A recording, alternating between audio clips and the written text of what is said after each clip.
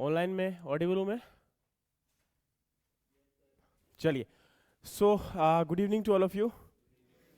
कैसे हैं आप सब लोग? बढ़िया, चलो बहुत बढ़िया। सो गाइज, आपका लास्ट क्लास में आई थिंक सो हम सीड के ऊपर डिस्कस कर रहे थे, और सीड में हमने सीड डोरमेंसी जो था वो उसे कंप्लीट स्टडी कर लिया था। एम आई राइट? ओके। सो गाइज, इसी के साथ जो आपका नेक्स्ट पार्ट हम जो स्टडी करने वाले हैं उसमें आपका सीड। देखो, सीड की अगर हम बात करें तो सीड एक जस्ट वो पार्ट है जो कि प्रोपेगेशन में क्या होता है, यूज होता है। सेम उसी प्रकार से जब भी हम बात करते हैं एक सीड के लिए, तो सीड आपका प्रोपेगेशन के साथ, अब इसकी जब सोइंग करेंगे, इसके अंदर क्या करेंगे, इसकी सोइंग करेंगे, तो डिफरेंट डिफरेंट आप लोग मेथड्स को यूज करते हो। ठीक है। अब ये मेथड्स क्या होते हैं आप लोग अच्छे से जानते हैं। सबसे पहले अगर सोइंग मेथड की हम बात करें तो वो क्या है? देखो, सबसे प्रिमिटिव मेथड जो आपका है, जो आपका सोइंग मेथड है, उसमें सबसे प्रिमिटिव और सबसे पुराना जो मेथड है दैट इज द ब्रॉडकास्टिंग। क्या है हमारा यहाँ पर? ब्रॉडकास्टिंग। इसके अंदर आपका जो सीड होता है वो हमारा स्कैटर किया जाता है, बिखेरा जाता है। आप सब लोग जानते होंगे, सीड हाथ में लिया जाता है और थोड़ा थोड़ा करके आपका पूरा का पूरा स्प्रेड कर दिया जाता है। ठीक है। इसे हम क्या बोलते हैं? सीड का ब्रॉडकास्टिंग। ब्रॉडकास्टिंग के बाद आप लोगों ने देखा होगा कि आपका सीड जो था वो हम लोगों ने, जैसे आपने कई बार जो आम है उसको खाने के बाद, या बेर खाने के बाद, या आपका नींबू खाने के बाद आपके मुंह में छोटा सा सीड बच जाता था। अगर आपका सिट्रस खाया जाता है ना, तो उस केस में मुंह में क्या होता है, छोटा सा सीड होता है। या फिर वाटरमेलन आपने खाया होगा तो डेफिनेटली सीड आपके मुंह में रह ही जाता है। अब आपने क्या किया था, एक छोटा सा मिट्टी में गड्ढा किया, उसमें सीड को दबाया और ऊपर से मिट्टी को कवर कर दिया। ऐसा काम किया था या नहीं किया था? डेफिनेटली किया था। So this method was known as dibbling, है ना। वो आपने क्या किया था? डिबल किया था, and this method is known as dibbling. ये हमारा मेथड जो होता है इसे हम क्या बोलते हैं? डिबलिंग बोलते हैं। ठीक है। बट डिबलिंग इतना आसान नहीं है। डिबलिंग से बहुत बार आपके क्वेश्चंस आते हैं। तो ये क्वेश्चन जो आते हैं वो कैसे आते हैं? देखो, ये आपके नाबार्ड के एग्जाम में आपका क्वेश्चन आया हुआ है, नाबार्ड ग्रेड ए के एग्जाम में, है ना। तो काफी अच्छी पोस्ट है, और इसके एग्जाम में आया हुआ है, तो कभी भी किसी भी एग्जाम में आने के चांसेस हो सकते हैं।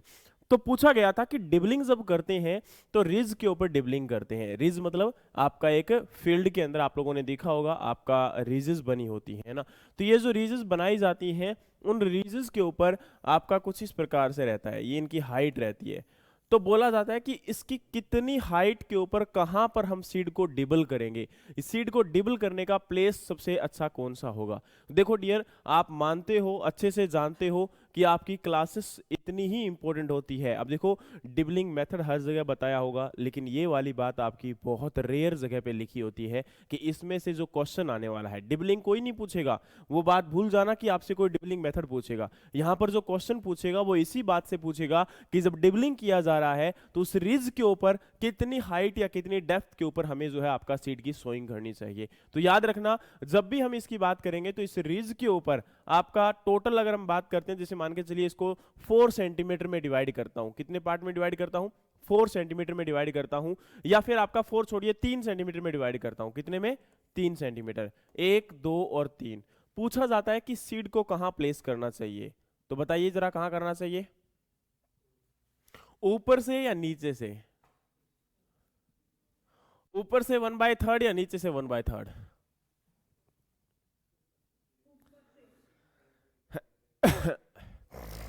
हमेशा एक सीड का डिबलिंग जो रहता है वो ऊपर से 1/3 रहता है। याद रखना, कहां से रहता है? 1/3, यानी कि यहां पर सीड प्लेस किया जाएगा। और अब ध्यान रखना, जब भी आपके एग्जाम में क्वेश्चन आए उस समय आप ये गलती बिल्कुल भी मत कर देना। ठीक है। समझ में आया कि नहीं आया? तो क्वेश्चन कभी भी पूछा जा सकता है कि जो डिबलिंग मेथड है वो आपका कब किया जाता है, डिबलिंग मेथड जो है फॉलो कब किया जाएगा, या डिबलिंग मेथड जो फॉलो किया जाएगा तो उसमें कितनी हाइट या कितनी डेप्थ में किया जाएगा। तो उस समय आपको आंसर इसका पता होना चाहिए, क्योंकि यहाँ से बार बार आपके एग्जाम में जो क्वेश्चंस होते हैं वो आ जाते हैं। तो मैं डियर वंस आपसे वापस बोलना चाहता हूँ कि प्लीज़ इस चीज़ को फोकस करो कि आपका एग्जाम में क्वेश्चन कहाँ से आ रहा है। इस बात पे फोकस नहीं करना। मैंने आपको कल भी पेपर आपके सामने लेके आया था, तब आपको क्वेश्चंस दिखाए थे कि ये क्वेश्चंस जो होते हैं वो किस प्रकार से आते हैं। तो जब भी आप पढ़ रहे हो तो उसका कॉन्सेप्ट पूरा का पूरा जान लिया करो कि जैसे ही उसमें से आंसर आए, अब मानते हैं ये सोइंग मेथड बहुत ईजी है, आप लोगों को जैसे ही मैं पूछूंगा आप लोग बोलोगे हाँ सर सोइंग मेथड क्या दिक्कत है, कर लिए ना। आप बोलोगे सर ब्रॉडकास्टिंग हो गया, डिबलिंग हो गया, ड्रिलिंग हो गया, अच्छा और क्या चाहिए सर, और एसेक्सुअल करोगे तो आपका जो है एसेक्सुअल प्रोपेगेशन मेथड कर दोगे, आपकी जो कटिंग वगैरह होगी उनको लगा दिया जाएगा। लेकिन जब आपका क्वेश्चन आएगा, मैंने बोला कि इसको कितनी डेप्थ पे लगाना पड़ेगा, तब आप बोलोगे सर ये भी था क्या, तो ये भी होता है, ठीक है। उसी प्रकार से आपका अगला एक पॉइंट और आता है। अब देखो डिबलिंग किया, ड्रिलिंग किया, अब आजकल आपके डिबलर आ चुके हैं, और खासकर जो डिबलिंग किया जाता है वो कैसे किया जाता है, तो वो आपका यहाँ पर याद रखना जो है, डिबलिंग करने के लिए हमेशा बोल्ड सीड को यूज किया जाता है, कभी भी स्मॉल सीडेड आपके जो होंगे उनको कभी भी डिबलिंग नहीं किया जा सकता। जो सीड आपके हाथ में इजीली आ सकते हैं उन सीड को ही क्या किया जा सकता है, डिबल किया जा सकता है, स्मॉल सीड को कभी भी डिबल नहीं किया जाता। उसी प्रकार से आपका थर्ड मेथड होता है कॉन्ट्री प्लो मेथड। क्या होता है आपका कॉन्ट्री प्लो मेथड, ये भी आपका ट्रेडिशनल मेथड है, और इस मेथड में क्या होता है कि आप कॉन्ट्री प्लो को यूज करते हो, और इसमें आपके दो प्रकार से फिर जाते हैं, इसमें से भी क्वेश्चन आपके आते हैं, पूछा जाता है कि केरा मेथड कौन सा है और पोरा मेथड कौन सा है। क्वेश्चन केरा और पोरा से ये नहीं आता कि ये केरा कौन सा है पोरा कौन सा है, क्वेश्चन ये आता है, आपसे बोल दिया जाएगा कि एक पर्सन है जो कि आपका आगे कॉन्ट्री प्लो को यूज करते हुए सॉइल को ओपन करते हुए जा रहा है, and second person there is placing the seed in that opening soil, what the method is known as. So that time आपसे ऑप्शन दोनों में से एक आएगा, केरा या पोरा। केरा, why not pora? So always remember that this method will be known as a केरा। कैसे बताता हूं, देखो जब भी क्या होगा, एक कॉन्ट्री प्लो होता है, देसी प्लो होता है हमारा, उस देसी प्लो के पीछे एक हल आपका पूरा का पूरा रहता है, अगर वो मैन जो खुद उसको ओपन करता हुआ जा रहा है बेल को पीछे पीछे, वही उसके अंदर सीड को प्लेस करता रहे, ठीक है, तब आपका मेथड क्या होगा, पोरा। क्यों, क्योंकि उसके ऊपर एक पोर लगा हुआ है, और पोर के द्वारा सीड जो है वो आपका क्या किया जा रहा है, इसके अंदर प्लेस किया जा रहा है, और ये आपका यहां पर बेल रहेगा, और यहां पर वो ह्यूमन बीइंग रहेगा, और ये क्या करता जाएगा, इसी में सीड आपका प्लेस करता जाएगा, और सोइल ओपन होते हुए आपका सीड डालता जाएगा। लेकिन आपका केरा मेथड में क्या रहता है, एक सेकंड पर्सन की और रिक्वायरमेंट होती है, और क्या होगा, आपका ये सोइल को ओपन करेगा और ये सीड को क्या करेगा, इसमें प्लेस करने का काम करेगा, तो वो आपका क्या रहेगा, केरा। लेकिन पोरा में क्या रहेगा, एक पोर अवेलेबल रहेगा यहां पर, और इस पोर में सीड यही पर्सन डालता रहेगा, यहां पर दूसरे पर्सन की नीड नहीं होगी, लेकिन यहां पर आपके दो पर्सन की नीड होती है, और यहां पर केवल एक पर्सन ही सेम काम कर सकता है। बताइए समझ में आया या नहीं आया, यहां तक कोई डाउट है किसी को भी, कोई क्वेश्चन है किसी का?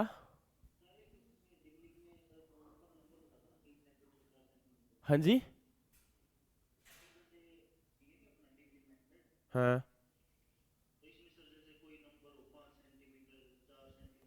ऐसे नहीं होता है, 3 सेंटीमीटर 4 सेंटीमीटर नंबर नहीं होता, that is totally depend on the seed. अब आपको पता होगा, अगर हम बात करते हैं किसकी, चिकपी की, तो चिकपी आपका बोला जाता है उसे आप 8 सेंटीमीटर तक सोइंग करना चाहिए।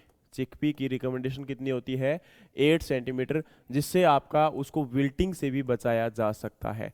लेकिन इसके अलावा अगर देखा जाए तो कुछ सीड आपके जैसे कि वीट है, तो 3 से 4 सेंटीमीटर या 4 से 5 सेंटीमीटर डेप्थ पे भी इसकी सोइंग की जाती है। That is totally depend on the seed size, कि सीड का साइज कितना है, सीड को कितना आपका लाइट की रिक्वायरमेंट है, सीड को कितना वहां पर आपका किस मॉइस्चर की रिक्वायरमेंट है, उसके अकॉर्डिंग हमारा सीड का डेप्थ रहता है। सीड इसके अकॉर्डिंग, मेथड के अकॉर्डिंग कभी डेप्थ नहीं जाएगा। मेथड जस्ट ये बता रहा है कि रिज के ऊपर कितनी हाइट के ऊपर हमें सीड को प्लेस करना है, तो वो याद रखना, आपकी रिज के ऊपर यहां होल करेंगे, अब उसके अंदर हो सकता है वो थोड़ा बहुत अंदर भी जा सकता है, लेकिन वो एक जस्ट ये क्या है, कंफर्मेशन है कि ऊपर से आपका सीड क्या किया जाएगा, प्लेस किया जाएगा। तो इस बात को बहुत अच्छे से आपको जानना है, समझ में आया। दो, आप जिस बात कर रहे हो कि डेप्थ की, वो डेप्थ किसके ऊपर डिपेंड करेगी, सीड के साइज के ऊपर डिपेंड करेगी, ठीक है। तो इस बात के ऊपर कभी भी आप नहीं कह सकते हो कि यहां पर आपका कितना सीड डेप्थ में प्लेस किया जाएगा, ठीक है। चलिए अगली बात हम करते हैं, तो आपका यहाँ पर कॉन्ट्री प्लो हुआ, डिबलिंग मेथड हुआ और आपका ब्रॉडकास्टिंग हुआ। ब्रॉडकास्टिंग मेथड के अंदर मेजर प्रॉब्लम क्या आती है? ब्रॉडकास्टिंग मेथड में आप लोग क्या करते हो, सीड को ब्रॉडकास्ट कर देते हो। ब्रॉडकास्ट करते टाइम क्या पॉसिबल है कि हम आपके सीड के बीच में या प्लांट के बीच में स्पेसिंग को मेंटेन कर पाए? नो। तो याद रखना, जब भी हम आपके प्लांट के बीच में स्पेसिंग को मेंटेन नहीं कर सकते हैं, उस केस के अंदर हम वहां पर आपका, या जिन आपके प्लांट के अंदर हमें स्पेसिंग मेंटेन करने की रिक्वायरमेंट होती है, उनको कभी भी आपका ब्रॉडकास्टिंग के द्वारा सोइंग नहीं किया जा सकता है।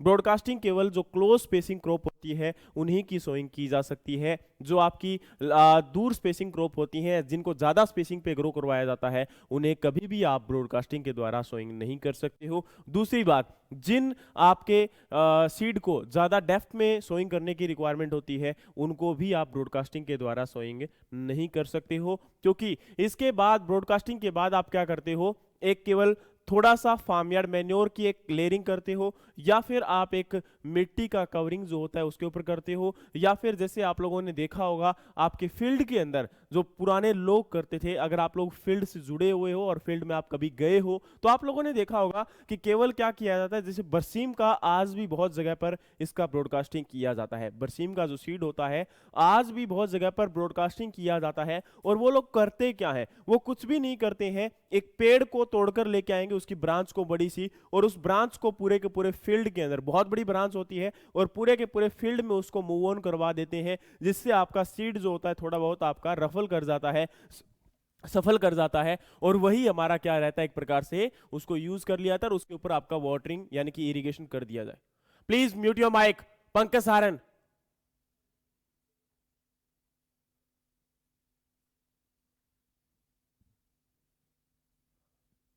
तो मैंने क्या बोला कि आपका सीड वहां पर क्या कर दिया जाएगा, इसके सॉरी आपके इरिगेशन फील्ड को क्या कर दी जाएगी, दे दी जाएगी, और उसके बाद सीड आपका विद इन 5 to 7 डेज में जर्मिनेट कर जाएगा, है ना। तो ये हमारे क्या रहते हैं, मेथड रहते हैं। तो हमें समझना पड़ेगा, अब देखो इसके अंदर कोई दिमाग नहीं लगाना है, माइंड नहीं लगाना है, रट्टा नहीं लगाना है कि किस मेथड की बात कर रहे हैं और कैसे हमने करना है। डेफिनेटली हमें पता होना चाहिए, हमारे माइंड में उसके ऊपर क्लिक करना चाहिए जैसे ही ब्रॉडकास्टिंग वर्ड आएगा।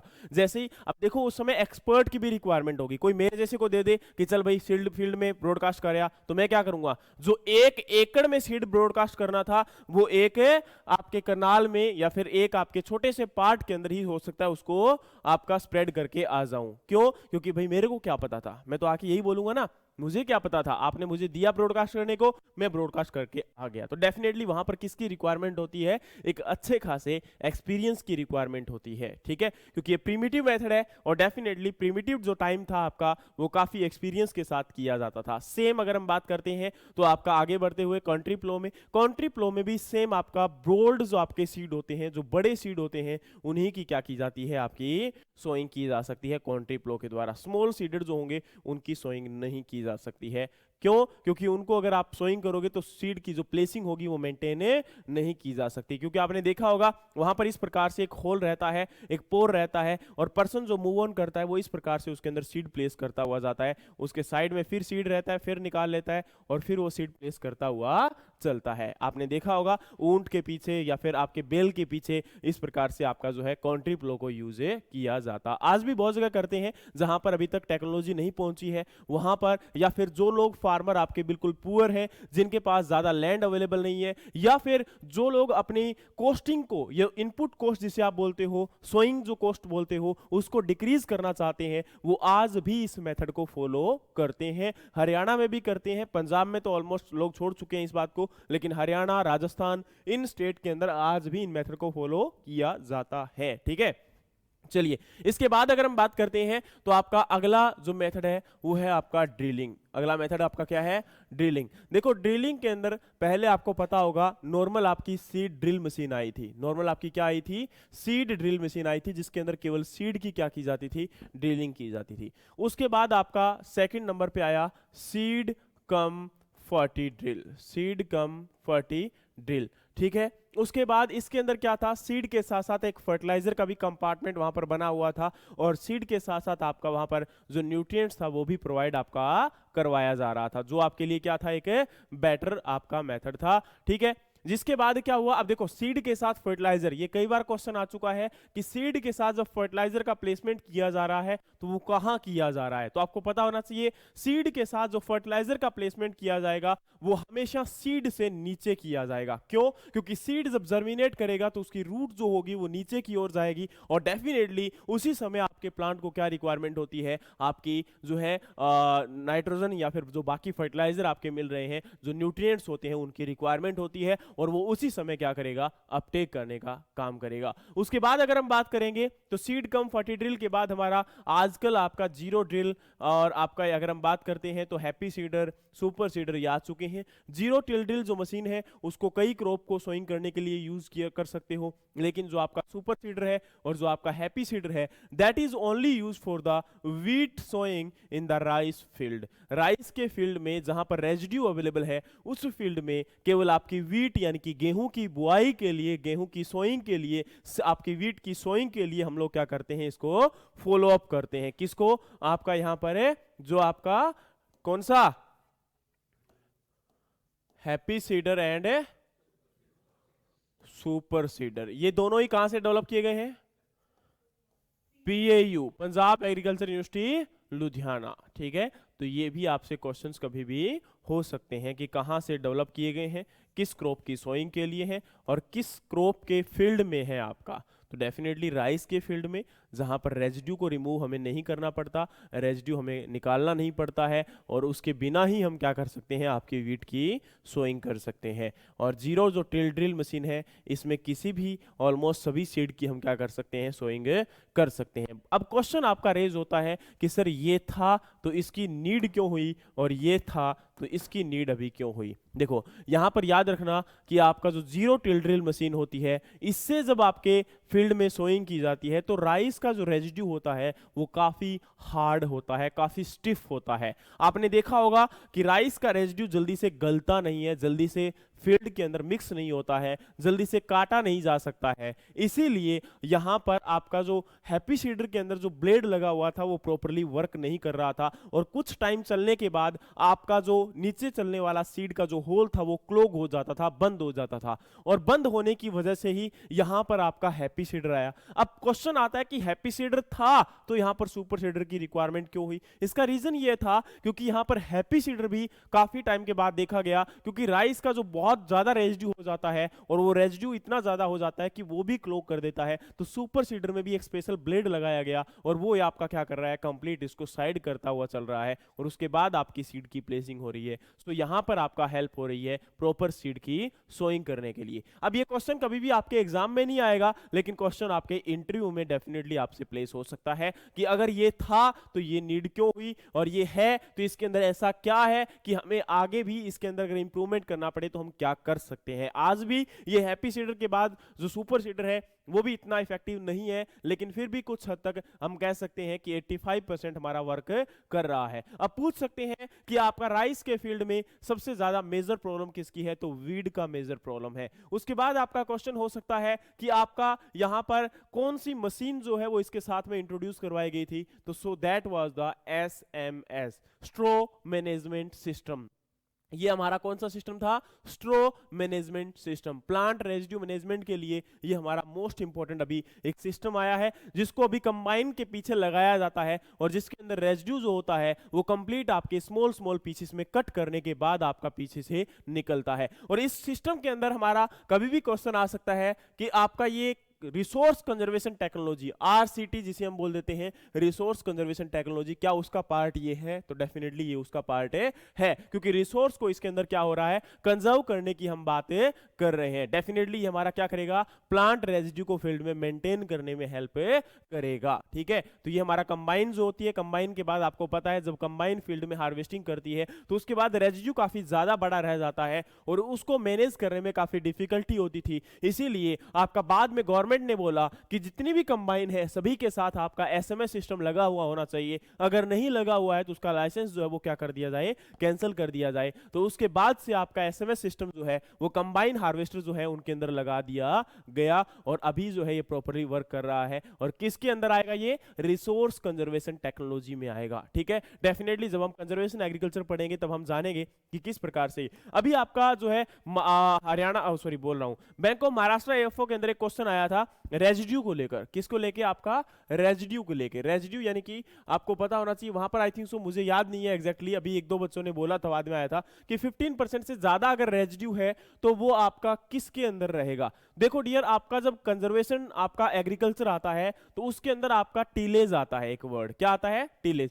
कंजर्वेशन एग्रीकल्चर का ही एक कंपोनेंट है कंजर्वेशन टीलेज। कंजर्वेशन टीलेज में हम लोग क्या करते हैं, फील्ड के अंदर प्लांट रेजिड्यू को मेंटेन करने का काम करते हैं। मैंने क्या बोला, फील्ड के अंदर प्लांट रेजिड्यू को मेंटेन करने का काम करते हैं। डोंट वरी, समझ में नहीं आए तो कोई दिक्कत नहीं है, छोड़ देना। छुट्टियों के बाद जैसे ही आओगे तो सबसे पहले आपको ये टॉपिक आपका टीलेज जो है वो स्टार्ट करवाया जाएगा। इसमें मैंने क्या बोला कि 15% से रेजिड्यू जो है आपका ज्यादा रहता है। ठीक है, तो वो आपका मेथड पूछा गया था, वो टीलेज आपका पूछा गया था कि कौन सा होता है। तो देखो डियर, यहां पर आपका 3 प्रकार के होते हैं। एक 15% से लेस रेजिड्यू होगा तो वो कौन सा होगा, वो आपका कन्वेंशनल टीलेज होगा। कौन सा होगा, कन्वेंशनल, जो पुराना प्रीमेटिव है ना। दूसरा यहां पर हमारा होगा 15 to 30%, ये हमारा होता है कौन सा, वेरी गुड, रिड्यूस टिलेज। ठीक है, और उसके बाद हमारा मोर देन 30% रेजिड्यू होता है, ये हमारा जो है कंजर्वेशन टिलेज का पार्ट रहता है। इसमें हमारा मिनिमम टिलेज, इसमें हमारा रिज टिलेज, इसमें हमारा स्ट्रिप टिलेज, इसमें हमारा क्या कहते हैं, जीरो टिलेज, ये हमारे किसके पार्ट रहते हैं, इसी के पार्ट रहते हैं, किसके, कंजर्वेशन टिलेज। इसी के ही दूसरे नाम हमारे बोल सकते हो। समझ में आया या नहीं आया, बताओ पहले, है ना। तो ये हमारा क्या है डियर, है आपका टीलेज के अंदर। डेफिनेटली हम बाद में पढ़ेंगे, लेकिन हमारा अभी तक इतना ही जानते हैं। जब हम एपिसीडर की बात कर रहे थे तो इतना पता होना चाहिए। अच्छा, अब इसकी बाद में बात करें तो एक आपका अगला पार्ट अब क्या आता है। इसके बाद देखो, आपने यहां पर बात कर ली किसकी, जो है ड्रिलिंग की भी बात कर ली। अब ड्रिलिंग की बात की तो हमने ये भी देखा कि ड्रिलिंग के अंदर हमारा फर्टिलाइजर जो है वो कहां प्लेस होना चाहिए, सीड के नीचे प्लेस होना चाहिए। कभी भी आपसे एग्जाम में ये क्वेश्चन आ सकता है। ये आपका आ सकता है कि बिलो द सीड या अबव द सीड। ये आपका एग्जाम में आया हुआ है, किस एग्जाम में आया हुआ है, नाबार्ड ग्रेड ए के एग्जाम में आया हुआ है। तो डेफिनेटली नाबार्ड ग्रेड ए के एग्जाम में आया हुआ है, तो आपका काफी इंपॉर्टेंट क्वेश्चन है, हो सकता है, क्योंकि वहां पर जितने भी क्वेश्चन आते हैं वो आपके एक स्टैंडर्ड के आते हैं और एक लेवल के क्वेश्चन आते हैं। बहुत बेसिक होते हैं लेकिन बहुत कॉन्सेप्चुअल होते हैं, है ना। तो वहीं से आपके क्वेश्चन जो होते हैं वो आपका यहां पर पूछा गया था। उसके बाद आपका एक अगला यहां पर मेथड आपका आता है ट्रांसप्लांटिंग एंड प्लांटिंग। ठीक है, ये दो मेथड आपके लास्ट बचते हैं, एक ट्रांसप्लांटिंग और एक आपका प्लांटिंग। देखो डियर, ट्रांसप्लांटिंग का मतलब क्या होता है, फील्ड से आपका ट्रांसप्लांट करना। मैंने क्या बोला, फील्ड से आपका ट्रांसप्लांट करना। देखो, आप जैसे लोगों ने देखा होगा कई बार, आपका राइस जो होता है, अभी तो चलो आपका डायरेक्ट सीडिंग राइस आ गया, लेकिन फिर भी डायरेक्ट सीडिंग राइस को कोई फॉलो अप नहीं कर रहा है। हम लोग फॉलो किसको कर रहे हैं आज भी, ट्रांसप्लांटिंग मेथड को। इसमें हम क्या करते हैं, पहले नर्सरी में आपके सीड की सोइंग करते हैं, और उससे जब आपका सीड बड़ा हो जाता है फील्ड फिर उसको फील्ड में क्या कर देते हैं, हम लोग ट्रांसफर कर देते हैं, और इसी ट्रांसफर को हम लोग क्या बोलते हैं, आपका ट्रांसप्लांटिंग बोलते हैं। समझ में आया। और इसके अंदर हम क्या करते हैं, पहले नर्सरी के अंदर जब सीड होता है तो उस समय उसकी केयरिंग की, अब पूछ ले सकते हैं कि आपका ट्रांसप्लांटिंग क्यों करते हैं, what is the reason behind that. एक तो सबसे बड़ा रीजन ये होता है कि इनका सीड बहुत ज्यादा स्मॉल होता है, खासकर आपकी जो हॉर्टिकल्चर क्रॉप होती है उनकी आप लोग क्या करते हो, आप लोग जो है यहाँ पर ट्रांसप्लांटिंग करते हो। खासकर जो वेजिटेबल क्रॉप होती है उनकी आप लोग क्या करते हो, ट्रांसप्लांटिंग करते हो। आपने देखा होगा चिल्ली को, ब्रिंजल को, इनकी जो सीड होते हैं पहले आपके नर्सरी में सोइंग की जाती है, देर आफ्टर इनको फील्ड में क्या किया जाता है, ट्रांसप्लांटिंग किया जाता है। फील्ड क्रॉप में से टोबैको, राइस, ये हमारी क्या होती है, मेजर क्रॉप होती है, जिनकी हम लोग क्या करते हैं, प्लांटिंग करते हैं। तो डेफिनेटली ये हमारा क्या रहेगा, यहाँ पर इंपॉर्टेंट मेथड रहेगा। इसकी क्यों नीड हुई, इसकी नीड इसलिए हुई क्योंकि इनिशियल स्टेज में इन आपके सीड के लिए, इन आपके प्लांट के लिए काफी केयर की रिक्वायरमेंट होती है, और जो आपकी केयर अगर हम प्रॉपर्ली नहीं देंगे तो डेफिनेटली ये आपके प्लांट जो होंगे वो प्रॉपर्ली ग्रो नहीं कर पाएंगे, और इसीलिए हमें इसकी क्या रिक्वायरमेंट होती है, आपकी प्रॉपर केयर की रिक्वायरमेंट होती है। समझ में आया। और उसके बाद अगर हम बात करें तो आपका प्लांटिंग, जिसके अंदर हमारा एसेक्सुअल प्रोपेगेशन ऑफ मेथड आएगा, जिसमें हम रूट कटिंग, शूट कटिंग या फिर आपका अदर जो पार्ट्स होते हैं जिनको हम यूज करके आपका प्रोपेगेशन करते हैं, जैसे ग्राफ्टिंग वगैरह मेथड आपका आ जाएगा, लेयरिंग आपका आ जाएगा, तो डेफिनेटली वो हमारे क्या रहते हैं, इक्वली इंपॉर्टेंट मेथड रहते हैं। तो चलिए डियर अब बताइए कि सोइंग मेथड से किसी भी स्टूडेंट को कोई डाउट है, क्योंकि सोइंग मेथड आपका यहां पर क्या होता है, कंप्लीट होता है। यहां से आपके क्वेश्चन जो होंगे वो आपके एग्जाम में आ सकते हैं। Please let me know yes और नो। स्ट्रो मैनेजमेंट सिस्टम,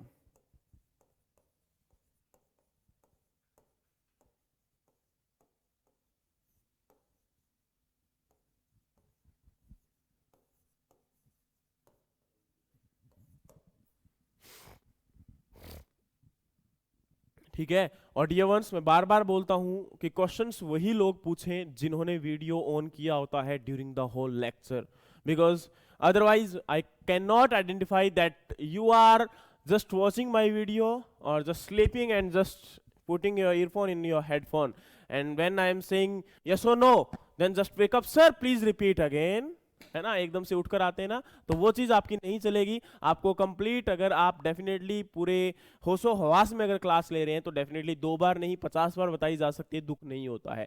लेकिन अगर आप लोग वीडियो ऑन नहीं करके बैठे होते तो पता नहीं चल पाएगा कि आप लोग सच में पढ़ रहे हैं या आपका केवल टाइम पास हो रहा है ना, तो वो चीज़ है डियर, है ना। तो ये चीज़ बहुत ज़रूरी है, प्लीज़ आप वीडियो ऑन करके रखें अगर आपको क्वेश्चन पूछने की नीड है तो, है ना, अदरवाइज कोई दिक्कत नहीं है, आपका चलने दीजिए, जो हो रहा है नॉट ए बिग डील। अच्छा तो बताइए यहां तक समझ में आया सभी को?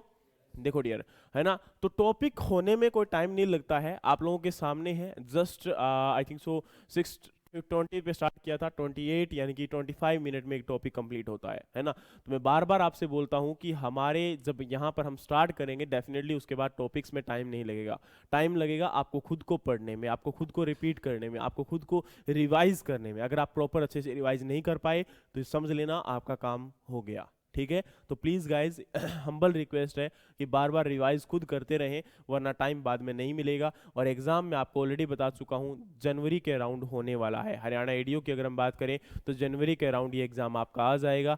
और तो कहीं ना कहीं आप लोगों के पास काफ़ी कम समय है, ज़्यादा टाइम नहीं है, क्योंकि नवंबर ऑलमोस्ट आपका पास होने ही वाला है, ठीक है। जैसे ही दिवाली जाएगी उसके बाद नवंबर भी पता ही नहीं चलेगा कब गया, दिसंबर तो वैसे ही नहीं पता चलेगा क्योंकि ठंड काफ़ी बढ़ चुकी होगी उस समय, और रजाइयों में पड़े पड़े भी आपका निकल जाएगा। उस दिन एग्ज़ाम की डेट आएगी और फिर हम सोच रहे होंगे काश, है ना, वो काश ना तो आएगा बाद में और ना काश हमारे लिए कुछ ऑप्शन छोड़ेगा, ठीक है। तो बाद में कोई मौका नहीं रहेगा, अभी आपके पास मौका है, क्योंकि डेफिनेटली अभी आप लोग पढ़ोगे तो आपके सामने क्वेश्चन आएंगे, डाउट आएंगे, और आप लोग पूछ भी सकते हो कि सर ये क्या होगा, लेकिन बाद में कोई मौका नहीं रहेगा। हम भी आपसे बोलेंगे भाई हमारे बैच चल रहे हैं, वो भी क्रैश कोर्स की फॉर्म में, हम आपको क्यों ध्यान करें, बैच में आओ, पढ़ना है तो मजे लो वहीं पर आकर, है ना।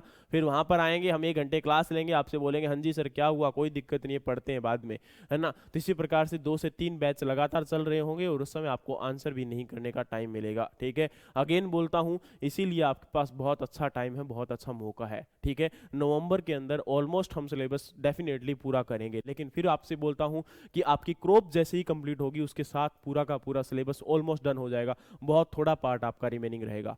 तो डेफिनेटली जैसे ही आप आओगे, आने के 2 दिन के अंदर क्रॉप कंप्लीट स्टार्ट कर दिया जाएगा। इससे पहले जो बेसिक कॉन्सेप्ट है वो सारे खत्म कर दिए जाएंगे। आपकी आप आओगे आई थिंक सो क्लास 8 तारीख को लगेगी, 8-9 को आपका पूरा का पूरा बेसिक का कॉन्सेप्ट कंप्लीट हो जाएगा, ठीक है। और उसके बाद 10 से पैरेलली आपकी क्रॉप को स्टार्ट कर दिया जाएगा, 10 से रेगुलरली आपकी क्लास रहेंगी। और डेफिनेटली याद रखना कि आपका विद इन टाइम, यानी कि अगर हम इस मंथ की बात करें तो एंड पे आपका एक कंप्लीट कोर्स हो सकता है मे बी, बट फिर वही बोलता हूं 2 घंटे की क्लास, आपसे बोला जाता है कि आपकी 2 घंटे की क्लास होती है, 2 घंटे की क्लास कभी हुई नहीं है। जब क्रॉप स्टार्ट होंगी तब दिखाऊंगा कि 2 घंटे की क्लास क्या होती है, और खासकर राइस की क्लास के अंदर, ठीक है। आपके 2 घंटे कैसे जाते हैं और 2 घंटों में आप क्या पढ़ते हो, कितना याद रहता है, फिर आप लोग देखना, ठीक है। क्योंकि 2-2 घंटे पढ़ना बहुत बड़ी बात होती है। क्लास किसी लेक्चर को आपने लगाया नहीं है, केवल आप 40-45 मिनट्स ही लेक्चर्स में रहते हो, ठीक है। तो वो आपके 2 घंटे भी चलेंगे, क्योंकि हमें भी पता होगा कि उस टाइम सिलेबस कंप्लीट करना है और विद इन टाइम पूरा करना है, उसके बाद एक नया बैच भी स्टार्ट करना है। तो डेफिनेटली उस समय हम पूरे 2 घंटे की क्लास डेफिनेटली लेके चलेंगे, ठीक है। तो आपके पास टाइम है, अभी भी सुधर जाओ कि अपना बेसिक कॉन्सेप्ट क्लियर होगा तो क्रॉप को करने में ईजी रहोगे, वरना फिर सोचते रहना और सोते रहना, नॉट ए बिग डील, हमारे लिए कोई समस्याएं नहीं है, समस्याएं आपके लिए होंगी, ठीक है। चलिए, तो इसके बाद अगर आपका अगला पार्ट हम स्टार्ट करते करते हैं तो सीड एंड आपके सोइंग के बाद आपका अगला पार्ट, अब डेफिनेटली सोइंग करना है तो फील्ड के अंदर क्या होना चाहिए, टिलेज होना चाहिए। क्या होना चाहिए आपका, टिलेज होना चाहिए। ठीक है, देखो डियर, टिलेज जब आप लोग करते हो तो टिलेज का मतलब क्या होता है? आप लोग बोलोगे सर फील्ड को आपका जो है कहीं ना कहीं जो हम मैनिपुलेट करते हैं वो हमारा क्या होता है, टिलेज होता है। तो फिजिकल मैनिपुलेशन जो वर्ड अगर आप यूज करते हो और आप बोलते हो कि सर ये हमारा क्या है, यहाँ पर है टिलेज है। देखो डियर, जब भी हम बात करेंगे किसके बारे में, फिजिकल मैनिपुलेशन, तो फिजिकल मैनिपुलेशन किसी भी प्रकार से हो सकता है, कोई भी इंप्लीमेंट आप लोग यूज कर सकते हो और उसको सोइल के अंदर आपका मिक्सिंग करना भी हो सकता है एक प्रकार से, वो हमारा क्या है, टिलेज है। टिलेज करने के बाद फील्ड की एक कंडीशन आती है and that condition is known as tilth. उस कंडीशन को आप लोग क्या बोलते हो, टिल्थ। बहुत सारे बच्चे बोलते हैं कि सर टिल्थ का मतलब होता है गुड कंडीशन ऑफ सोइल या good condition of field is known as tilth. No, always remember that कि अगर आपने टिलेज किसी भी प्रकार से किया, चाहे वो प्राइमरी टिलेज इंप्लीमेंट से किया, चाहे वो आपका सेकेंडरी टिलेज इंप्लीमेंट से किया, दोनों से करने ही आपका क्या आएगा वहां पर है, जो है टिल्थ ही आएगा। टिल्थ अच्छी भी हो सकती है, बुरी भी हो सकती है, लेकिन याद रखना फील्ड में सोइंग करने के लिए गुड टिल्थ की रिक्वायरमेंट होती है। What I am saying, field में सोइंग करने के लिए, क्रॉप को ग्रो करने के लिए आपकी गुड टिल्थ की रिक्वायरमेंट होती है, वो बहुत इंपॉर्टेंट है। गुड टिल्थ का मतलब क्या होगा आपको, देखो अभी हमारा सोइल का पार्ट इसके अंदर रहता है और सोइल के अंदर क्या होता है, सोइल के अंदर आपका एक फिजिकल प्रॉपर्टी आती है और उस प्रॉपर्टी को हम लोग बोलते हैं क्या, आपका सोइल के अंदर फिजिकल प्रॉपर्टी को हम लोग क्या बोलते हैं, स्ट्रक्चर। स्ट्रक्चर का मतलब होता है अरेंजमेंट ऑफ सोइल पार्टिकल। आपका क्या होता है, arrangement of a soil particle, that is the known as a आपका यहां पर है स्ट्रक्चर। तो स्ट्रक्चर जब हम बात करते हैं तो स्ट्रक्चर हमेशा, अभी आपका एग्जाम में क्वेश्चन भी आया था वहां पर, तो डेफिनेटली आपसे भी कभी भी पूछा जा सकता है कि कौन सा गुड स्ट्रक्चर होता है। तो पहले प्रेफरेंस देंगे हम किसको, आपका क्रम्बी को। अभी नहीं, मैं बाद में बताऊंगा आपको डेफिनेटली। और क्रम्बी के बाद सेकंड नंबर हमारा किसका आएगा, ग्रेन्युलर को। लेकिन वहां पर आपके दोनों ऑप्शन थे अभी जो एग्जाम हुआ था, इसलिए आंसर वहां पर क्या था, क्रम्बी एंड ए ग्रेन्युलर। तो ये आपके एग्जाम में आने वाला क्वेश्चन है यहां से। तो अभी हम जब बात करते हैं तो फील्ड के अंदर जब गुड टिल्थ करोगे तो फील्ड में आपकी मिट्टी जो है, हम बोलते हैं बार बार कि क्रम्बी या फिर क्या होनी चाहिए, ग्रेन्युलर स्ट्रक्चर होना चाहिए, जो कि बहुत इंपॉर्टेंट होता है आपकी किसकी, क्रॉप की जर्मिनेशन के लिए। क्योंकि उसमें क्या होगा, आपका प्लांट की रूट जो होगी वो प्रॉपर्ली पेनिट्रेट कर सकती हैं और उनको एक प्रॉपर स्पेस मिल जाएगा वाटर के लिए भी, और डेफिनेटली वाटर वहां पर लॉन्ग टर्म तक आपका पेनिट्रेट करेगा, वाटर आपका परकोलेट करेगा,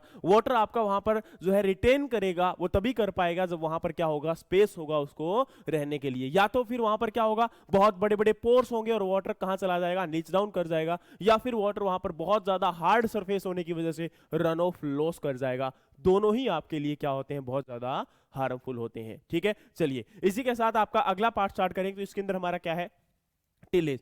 टिलेज के अंदर देखो इंप्लीमेंट आपके काफी इंपॉर्टेंट रहते हैं, और टिलेज के अंदर जो इंप्लीमेंट आप लोग यूज करते हो, जैसे कि प्लो यूज कर सकते हो, हैरो यूज कर सकते हो, कल्टीवेटर यूज कर सकते हो, आपका यहाँ पर डिस्क प्लो, डिस्क हैरो, इनको भी आप लोग यूज करते हो। तो डेफिनेटली यहाँ पर जो टिलेज होता है वो आपका तीन प्रकार से हम लोग बोलते हैं। क्या बोलते हैं, पहला आपका टिलेज, वैसे दो प्रकार का बोलते हैं, एक आपका होता है प्रीपरेटरी टिलेज और एक आपका होता है आफ्टर कल्टीवेशन। ठीक है, आपका दो प्रकार का टिलेज मेनली बोलते हैं, एक आपका यहाँ पर क्या रहता है, preparatory tillage and second is known as after cultivation. क्या होता है देखते हैं हम यहाँ पर। अभी देखो जब भी हम बात करेंगे प्रीपरेटरी टिलेज, तो इसमें आपका तीन प्रकार का फर्दर टिलेज आता है। कौन सा, एक आपका आता है प्राइमरी टिलेज, एक आपका क्या आता है प्राइमरी, दूसरा आपका यहाँ पर टिलेज आता है सेकेंडरी, और तीसरा आपका आता है ईयर राउंड टिलेज। मैंने क्या बोला, तीन प्रकार के टिलेज हैं, एक आपका यहाँ पर प्रिपरेटरी टिलेज, एक आपका आफ्टर कल्टीवेशन। प्रिपरेटरी में तीन है, प्राइमरी, सेकेंडरी और ईयर राउंड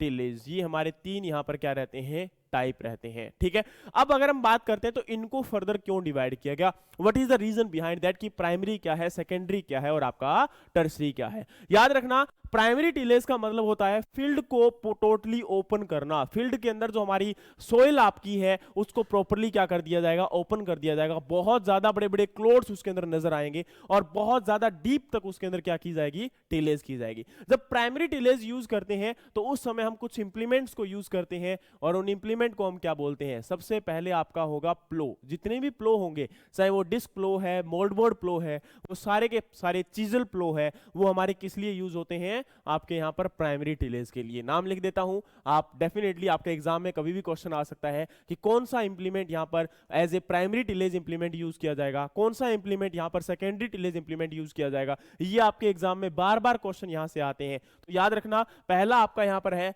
मोल्ड बोर्ड प्लो, मोल्ड बोर्ड प्लो, ठीक है।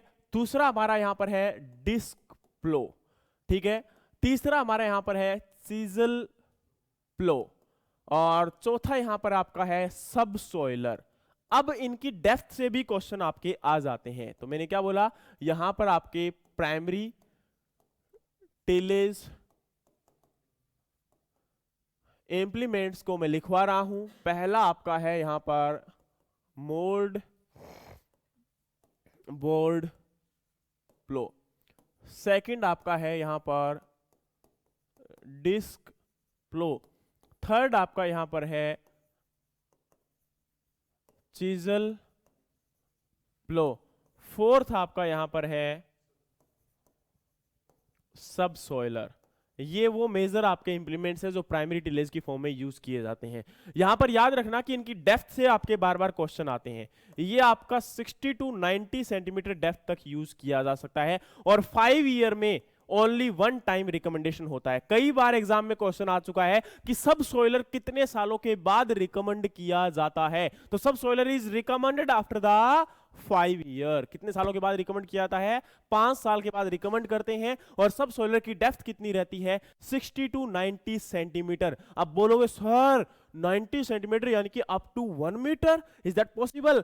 सो गाइज डेफिनेटली आप लोगों ने अगर सब सोइलर को देखा है तो उसकी काफी लंबा आपका पूरा का पूरा रहता है, और पूरा का पूरा जो है अंदर तक वो चला जाता है। इसीलिए तो इसके लिए ट्रैक्टर की कई बार क्वेश्चन आ चुका है, कितने हॉर्स पावर का मिनिमम ट्रैक्टर रिक्वायरमेंट होता है, तो इसके लिए याद रखना 60 horse power minimum tractor required होता है। उससे अबव जो है इसके अंदर आपका यूज किया जा सकता है। सेम उसी प्रकार से मोल्ड बोर्ड प्लो के लिए मिनिमम आपका 45 horse power minimum tractor required होता है, उससे अबव रहेगा, कम पे काम कोई भी नहीं करेगा। अब बोलोगे सर क्या इस पे काम कर जाता है? डेफिनेटली इस पे वर्क प्रॉपर नहीं करता है, लेकिन रिकमेंडेशंस हैं, और स्मॉल आपका मोल्ड बोर्ड प्लो भी हो सकता है, ठीक है। तो यहां पर आपका वर्क करवाना ही पड़ेगा प्रॉपरली। उसके ऊपर अगर देखोगे आप लोग अपने गांवों में, अगर आप लोग देखते हो तो वहां पर बोल देते हैं कि यार ये इतना अच्छा वर्क नहीं कर रहा है इसके ऊपर। वहां पर आपका किसकी रिक्वायरमेंट करते हैं बार बार, 60 हॉर्स पावर की रिक्वायरमेंट होती है, या फिर कई बार आपने देखा होगा 55 हॉर्स पावर की रिक्वायरमेंट अच्छी खासी होती है ना। लेकिन यहां पर आपका रिकमेंड किया जाता है इसको भी, ठीक है। आप मोल्ड बोर्ड प्लो के लिए जब रिकमेंडेशन देखोगे तो 45 हॉर्स पावर के अंदर भी आपका लिखा हुआ मिलेगा। उसके बाद अगर हम देखें तो चीजल प्लो के लिए डेप्थ कितनी रह सकती है, पता है आपको? 40 टू 60 सेंटीमीटर, 40 टू 60 सेंटीमीटर ये हमारा क्या रहता है, आपका चीजल प्लो का डेप्थ रहता है। और इनके लिए 30 टू 40 सेंटीमीटर आपका डेप्थ जो रहेगा, ठीक है, ये आपका यहां पर है किसके लिए रहता है, आपका मोल्ड बोर्ड प्लो डिस्क प्लो के लिए रहता है, ठीक है। तो इसका याद रखना। अब आपसे पूछ सकते हैं कि चीजल प्लो कितने सालों के बाद रिकमेंड किया जाता है, 3 से 4 साल के बाद रिकमेंड किया जाता है, ठीक है। और मोल्ड बोर्ड प्लो का सेम आपका रिकमेंडेशन आता है तो 2 से 3 साल के बाद आपका रिकमेंड किया जाता है। ये 2 to 3 ईयर, और ये 3 to 4 ईयर, और ये आफ्टर 5 ईयर जो है आपका सब सोइलर जो है वो रिकमेंडेड रहता है। अच्छा, अब क्वेश्चन रेज होता है कि सर अगर इनको पहले यूज करेंगे तो, अब देखो आप लोगों ने टिलेज जो पढ़ा था बाहर से लगा था, चलो टिलेज आ गया, बहुत इजी मेथड है, चलो हो गया कल्याण, है ना। लेकिन जैसे ही टिलेज देखा, अब इस टिलेज के अंदर यहां से आपके क्वेश्चन रेज हो सकते हैं, है ना। तो ये आपके क्वेश्चंस रहते हैं यार। अब इन चीजों को हम छोड़ सकते थे, डेफिनेटली छोड़ देते ना, तो आप लोग क्वेश्चन रेज कर सकते थे ना, कल को एग्जाम में आने के बाद रेज कर सकते थे। मैं आपको बोल देता भाई ये तो आपका काम था, ये तो पढ़ने का काम था। लेकिन डियर वंस ऐसा नहीं होता है। जब तक आप लोग इनके क्वेश्चंस की डेप्थ को नहीं समझोगे, जब तक ये आपको नहीं पता चलेगा कि क्वेश्चन आ कहां से रहा है, तब तक ये समझ लेना कि आप लोग बेवकूफ बनाए जाते रहोगे, है ना। तो आपके एग्जाम में क्वेश्चंस कहां से आ रहे हैं, उस समय ये चीज बहुत जरूरी होती है। जब भी पढ़ रहे हो तो डेफिनेटली इस चीज के ऊपर जरूर फोकस करो यार, है ना। क्योंकि वरना फिर देखो आने वाला टाइम आपके लिए इंपॉर्टेंट है या नहीं है मैं ये नहीं जानता, लेकिन इतना है कि आपको टाइम जरूर बता देगा कि उस टाइम की क्या इंपॉर्टेंस थी जब आप प्रिपरेशन कर रहे थे, है ना। तो अब जब समय निकल जाता है तब बहुत सारे बच्चे बोलते भी हैं यार हमें तो ना सच में बहुत अच्छा था, हमारे पास कंटेंट था, सब कुछ था, लेकिन गलती मेरी रह गई, मैं पढ़ नहीं पाया, मेरे पास समय नहीं था, मेरे पास ये नहीं था, है ना। तो वो चीज है, समय है, अभी सब कुछ है, टाइम है ना। इसको ज्यादा नहीं, अगर जाकर हर क्लास को आधा घंटा भी अगर आप रिवाइज करते हो तो आई डोंट थिंक सो कि आपको एक्स्ट्रा टाइम की रिक्वायरमेंट होती है ना। इतना तो काम कर ही सकते हो, डेफिनेटली आप बहुत सारे क्वेश्चंस का आंसर कर पाओगे, ठीक है। और एक जो आपके अभी आपके विद इन 4 to 5 डेज के अंदर अप्रोक्सीमेटली 5 to 10 टेस्ट, जो आपके पीछे एक भी नहीं हो पाया था, सभी के सभी टेस्ट आपके अकाउंट में अपलोड करने से रह ही गए थे, लेकिन अभी आपका 5 to 10 टेस्ट आपके अकाउंट में ऐड होंगे। और मेरी आपसे हम्बल रिक्वेस्ट है, क्योंकि आप सब लोग कहीं ना कहीं काफ़ी बड़े हो यार, है ना, आपकी उम्र अप्रोक्सीमेटली मेरे बराबर ही होगी, लेकिन मैं आपसे एक हम्बल रिक्वेस्ट ही कर सकता हूँ। लेकिन आप लोगों से इतनी हम्बल रिक्वेस्ट है कि जितने भी टेस्ट आपको दिए जाएंगे उन क्वेश्चंस को आप लोग निकाल लोगे, उन क्वेश्चंस को आप लोग राइट डाउन कर लोगे आपकी नोटबुक के ऊपर, क्योंकि आपके सारे के सारे क्वेश्चन ये कह सकते हो कि बहुत इंपॉर्टेंट है। और सभी के सभी क्वेश्चन केवल ये समझ लेना कि एडीओ को स्पेसिफिकली ध्यान में रखते हुए ही बनाए गए हैं, ठीक है। तो आप एक नोटबुक ले लेना, आपके, मैं मानता हूं कि ये काम आप पहली दूसरी वाले बच्चे करते थे, ठीक है, उनको होमवर्क देते थे, छुट्टियों का काम होता था, दिवाली के बाद आओगे तो चेक किया जाएगा, ठीक है। लेकिन ये आप लोगों के लिए भी उतना ही इंपॉर्टेंट है, ये नहीं कि बच्चा है तो उसके लिए ज्यादा इंपॉर्टेंट होता है, आपके लिए भी यार, क्योंकि अगर आप रिवाइज करना चाहते हो तो वो रिवीजन तभी होता है जब उस चीज को राइट डाउन आप लोग करते हो, ठीक है। कोई आपकी कॉपी नहीं चेक करने वाला, कोई कुछ नहीं करने वाला, ये आपकी है। आप चाहे 10 दिन के बाद ही मत करना, कोई इशू नहीं है। आप चाहे एडीओ का एग्जाम हो जाए तो उसके बाद ही मत करना, नॉट ए बिग डील। लेकिन इतना बता देता हूं कि बाद में रोगे, इससे अच्छा है कि कल आपका जब आपको काम दिया जाए तो विद इन 2 डेज, वो कहते हैं ना जैसे छुट्टियों का काम करना है तो 2 दिन में निपटा दूंगा, तो निपटा देना, चाहे मुझे कोई दिक्कत नहीं है, बट आपके टेस्ट धीरे धीरे अपलोड होंगे,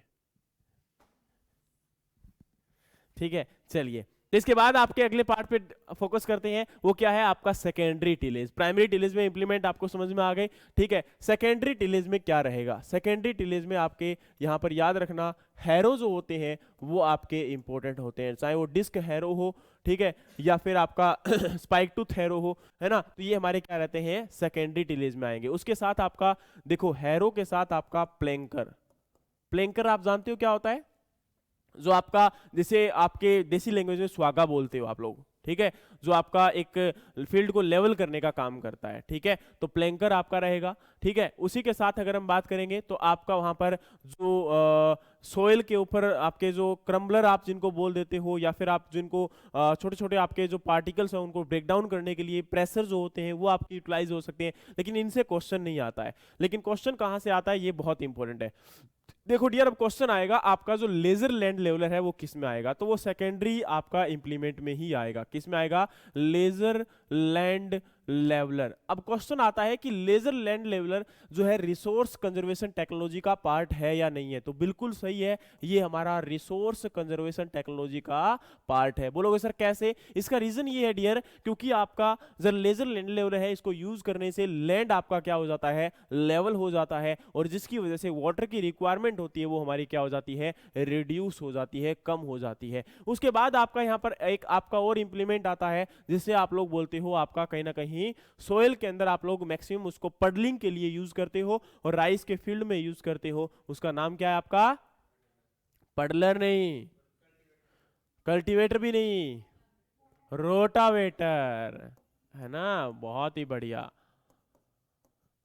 ये हमारा, तो ये आपका सेकेंडरी का पार्ट नहीं रहता, ये प्राइमरी और सेकेंडरी दोनों का पार्ट माना जाता है। कई बार आपके एग्जाम में क्वेश्चन आ चुका है कि रोटावेटर कौन सा टिलेज इंप्लीमेंट है, प्राइमरी सेकेंडरी, प्राइमरी या सेकेंडरी दोनों, तो याद रखना ये दोनों का ही आपका पार्ट है, अकेला प्राइमरी का नहीं है, अकेला सेकेंडरी का भी नहीं है। तो ये आपका क्या है, प्राइमरी और सेकेंडरी दोनों का पार्ट है। इसके बाद आपसे एक क्वेश्चन यहां पर जो आपका जो आपका प्लैंकर आ गया, प्लैंकर के बाद आपका पडलर, बिल्कुल सही बात है, पडलर भी आपका क्या रहेगा, सेकंड। अब देखो क्वेश्चन आता है कि क्या सर रोटावेटर जो है वो रिसोर्स कंजर्वेशन टेक्नोलॉजी का पार्ट है, तो नहीं, रोटावेटर कभी भी रिसोर्स कंजर्वेशन टेक्नोलॉजी का पार्ट है नहीं है। क्वेश्चन पूछा जाएगा कि सर ऐसा क्यों, why, what is the reason behind that. ये हमारे सोइल के अंदर जो आपके पार्टिकल्स होते हैं, सोइल के अंदर आपके वहां पर आपके फील्ड के ऊपर जो आपके प्लांट के रेसिड्यू होते हैं उनको कट करने का काम करेगा, तो डेफिनेटली ये करना चाहिए, लेकिन फिर भी हम इसको जो है रिसोर्स कंजर्वेशन टेक्नोलॉजी का पार्ट नहीं मानते। इसका रीजन ये होता है डियर, क्योंकि आपका ये सोइल को को बहुत ज्यादा स्मॉल पार्टिकल में ब्रेक डाउन कर देता है।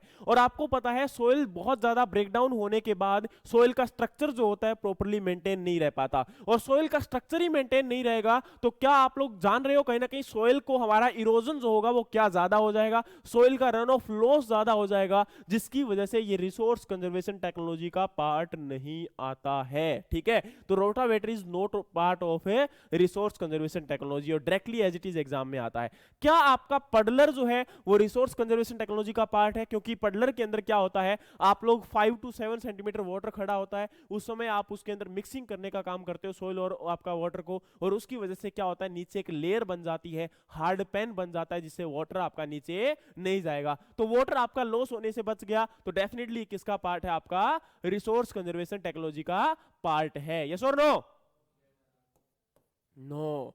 इससे क्या होगा, मैंने अभी बोला नीचे आपका हार्ड पैन बन रहा है, और हार्ड पैन बन गया तो सोइल का स्ट्रक्चर अगेन आपका क्या हो चुका है, कॉम्पैक्ट हो चुका है, और कॉम्पैक्ट होने के केस में डेफिनेटली ये रिसोर्स कंजर्वेशन टेक्नोलॉजी का पार्ट है नहीं होगा। तो डेफिनेटली ये भी हमारा किसका पार्ट नहीं है, रिसोर्स कंजर्वेशन टेक्नोलॉजी का पार्ट नहीं है। तो ध्यान रखना है कि सेकेंडरी टिलेज में कौन सा आएगा, सेकेंडरी में होते हुए भी वो रिसोर्स कंजर्वेशन का पार्ट है या नहीं है, कैसे हम लोग इसके अंदर यूज कर रहे हैं। बाकी जितने भी सोइंग के आपके पार्ट होंगे वो किस में आएंगे, सेकेंडरी के अंदर ही पार्ट आएंगे। सोइंग मेथड के अंदर आपकी जो चीजें आएंगी वो सारी की सारी किसमें, सेकेंडरी में रहेंगी। सीड बेड प्रिपेयर करने के लिए जितनी भी चीजें रहेंगी वो सारी किसमें रहेंगी, सेकेंडरी में रहेंगी। ठीक है, उसके बाद आपके जो इंप्लीमेंट्स होते हैं जिनको आप यूज करते हो फील्ड के अंदर वीड को रिमूव करने के लिए, बाकी चीजों को रिमूव करने के लिए, वो भी सेकेंडरी के ही पार्ट रहते हैं। किसके पार्ट रहते हैं, वो भी सेकेंडरी के पार्ट रहते हैं। ठीक है, और याद रखना ईयर राउंड टिलेज का मतलब क्या होता है। ईयर राउंड टिलेज का मतलब होता है जो साल भर आप जो नॉर्मल अपने फील्ड के अंदर समर प्लोइंग वगैरह जो करते रहते हो, समर प्लोइंग वैसे प्राइमरी टिलेज का पार्ट होता है,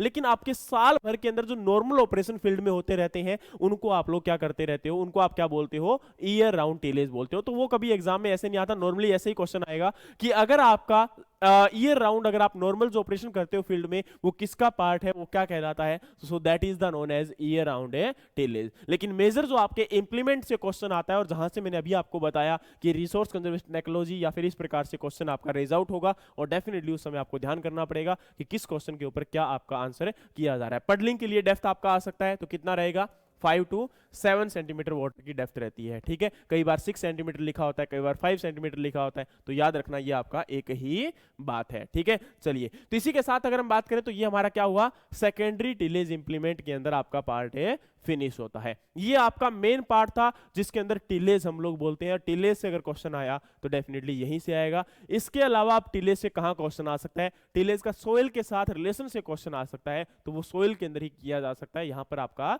नहीं किया जा सकता, क्योंकि सोइल के स्ट्रक्चर को पढ़ेंगे, टेक्सचर को पढ़ेंगे, तब हम जानेंगे कि वो कैसे इफेक्ट होती है with the respect of tillage. ठीक है, लेकिन अभी तक आपका जो पार्ट हुआ वो इतना, कौन सा, टिलेज। ठीक है, अब बहुत है कि और करूं आगे, बोलो भाई। हाँ जी,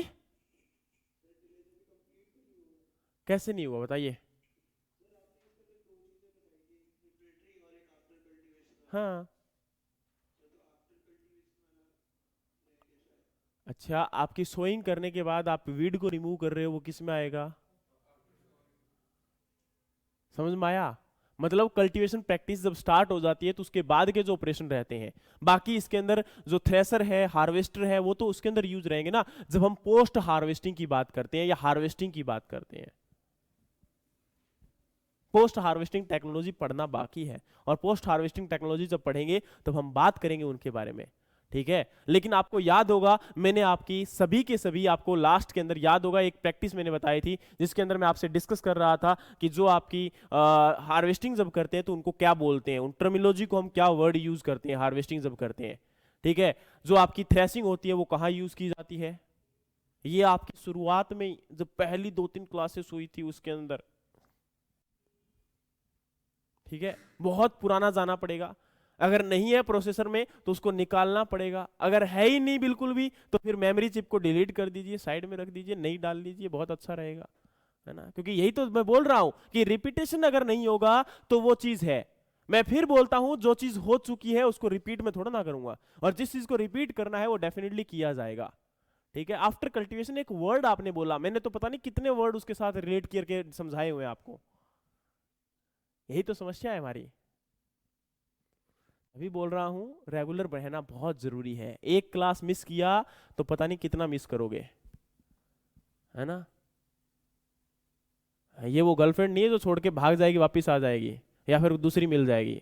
ये क्लास है हमारी, है ना। और डेफिनेटली ये निकल गई तो निकल गई भाई, ये आपके लिए रिपीट थोड़ा ना होगी डेफिनेटली।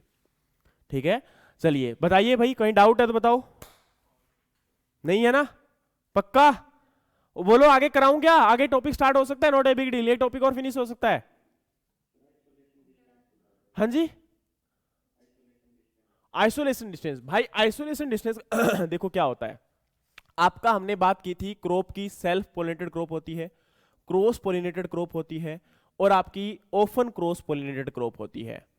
देखो डियर क्या होता है, इनके अंदर जब क्रॉप की बात करोगे तो क्रॉप का आपका जो पोलिनेशन होता है वो डिपेंड करता है कि इसके अंदर कौन सा सिस्टम है। अगर जैसे हमारे क्रॉस पोलिनेशन सिस्टम है तो उसके अंदर क्या रहेगा, क्रॉस पोलिनेशन के चांसेस ज्यादा रहेंगे। लेकिन सेल्फ पोलिनेटेड क्रॉप है तो उनके अंदर क्रॉस पोलिनेशन के चांसेस कम रहेंगे। ठीक है, इसीलिए हम जब उनका सीड प्रिपेयर करते हैं तो उस समय हमें कहते हैं ना कि जैसे मान के चलिए कोई चीज जितनी प्योर होती है उतना ही हमें उसको संभाल कर रखना पड़ता है, उतना ही उसको बचा कर रखना पड़ता है। इसीलिए आपका जो क्रॉस पोलिनेटेड है उसमें खराब होने के चांसेस ज्यादा है, इसलिए हम इनको डिस्टेंस ज्यादा मेंटेन करते हैं जब सीड को प्रोडक्शन करते हैं सेम क्रॉप से। तो उसके सेम क्रॉप के बीच में, सेम क्रॉप के फील्ड के बीच में डिस्टेंस कितना होना चाहिए, वो रिकमेंडेशन हमारा कहलाता है आइसोलेशन डिस्टेंस। तो आपका जो क्रॉस पोलिनेटेड क्रॉप है उनके लिए ज्यादा रहेगी, इनके लिए मीडियम रहेगी और इनके लिए कम रहेगी। मैंने बोला था वीट और राइस जैसे आपकी क्या है, सेल्फ पोलिनेटेड क्रॉप है, तो उनके लिए आपका फाउंडेशन सीड और आपका उनके लिए सर्टिफाइड सीड, इसके लिए डिस्टेंस रहता है, मैंने बोला था दोनों के लिए 3-3 मीटर रहेगा। लेकिन अगर आपने हाइब्रिड राइस को प्रोडक्शन करना है तो सर्टिफाइड सीड के लिए 100 मीटर और फाउंडेशन सीड के लिए 200 मीटर। ऐसा क्यों होता है ये भी बताया था, क्योंकि फाउंडेशन सीड में प्योरिटी आपकी क्या होती है, 99.5% होती है, और सर्टिफाइड के अंदर 99% होती है। तो जितनी ज्यादा प्योरिटी उतना ही डिस्टेंस का मेंटेनेंस क्या होगा, ज्यादा होगा। बताओ भाई हुआ कि नहीं हुआ, होगा, है ना। चलिए इसी प्रकार से आपके जो ओपन क्रॉस है उसके अंदर आपका लिख लीजिए, यहां पर आपका 30 और 50 रहेगा, किसके लिए, कॉटन के लिए। पता है ना आपको, यस और नो। उसके बाद अगर हम बात करेंगे तो क्रॉस में आ जाओ, क्रॉस में आपकी अलग अलग क्रॉप आ जाएंगी, जैसे मेज है, आपका मस्टर्ड है, उनके लिए डिस्टेंस आपका आ जाएगा, कितना आएगा, 400 और 200। 400 किसके लिए रहेगा, फाउंडेशन के लिए, और इसके लिए क्या रहेगा, 200 रहेगा। तो समझ में आया कि नहीं आया, ये हमारा क्या रहेगा, सिस्टम रहेगा, जिसके अकॉर्डिंग हम क्या करते हैं, एग्जाम में क्वेश्चन आपके आ सकते हैं। ठीक है, समझ में आया। IBPS AO नोटिफिकेशन आउट, बहुत बढ़िया बात है, बुरी बात थोड़ा ना है। फिल कर दो जिन लोगों को फिलअप करना है ना। कब आया, अभी आया क्या, क्लास लेते लेते आ गया। हाँ जी, 884, और ले क्या बात है, इस बार तो पोस्ट इंक्रीज हो गई, बहुत बढ़िया, मजा आ गया भाई। चलो जो लोग हैं इसके लिए प्रिपरेशन कर रहे हैं भाई, एग्जाम फिलअप कर दो। तो बताओ भाई हुआ टॉपिक, ठीक है चले। देखो अब डियर वंस आपको कुछ रिकमेंडेशन देना बहुत जरूरी है। आप लोग जा रहे हो, मैं पहले बोल रहा हूं, एक तो दिवाली से पहले दिन यानी कि कल आपका 3 तारीख को फीस कंप्लीट डिपोजिशन हो जाना चाहिए, जिनका नहीं हुआ है, वरना दिवाली के दिन धमाका हम फोड़ देंगे। ठीक है, बम्पर ऑफर दे दिया जाएगा आपको। ठीक है, और दिवाली से अगले दिन अगर फीस डिपॉजिट नहीं हुई तो 500 का प्लस आपका एक्स्ट्रा लग जाएगा GST। ठीक है, वो हमें फिर बहुत मत बोलना, वो लगता रहता है आपको। ठीक है, डेफिनेटली उसके बाद अगर हम बात करेंगे यहाँ पर तो भाई प्लीज मैं रिक्वेस्ट कर रहा हूँ, मजाक नहीं है, कल की आपकी लास्ट डेट है, लास्ट यानी कि कल शाम को 6 बजे तक आपका फीस आ जाना चाहिए। उसके बाद हम नहीं जानते हैं आपको, आप नहीं जानते हो हमें। ठीक है, चलिए उसके बाद अगर हम बात करें तो आपको एक चीज और बता दूं कि आपका जब हम 8 तारीख को आएंगे तो उससे पहले जितने भी टेस्ट हो चुके होंगे तो उनको क्वेश्चंस को लिखना है। और दिवाली की आपको सभी लोगों को हार्दिक शुभकामनाएं, आपके घर परिवार सभी लोगों को ही, आपके रिश्तेदारों को। और डेफिनेटली आप लोग ग्रीन दिवाली मनाने की कोशिश करें, not on the behalf of that Hindu Muslim drama, है ना, जस्ट अपना ध्यान रखते हुए, क्योंकि एनवायरमेंट हमारा है,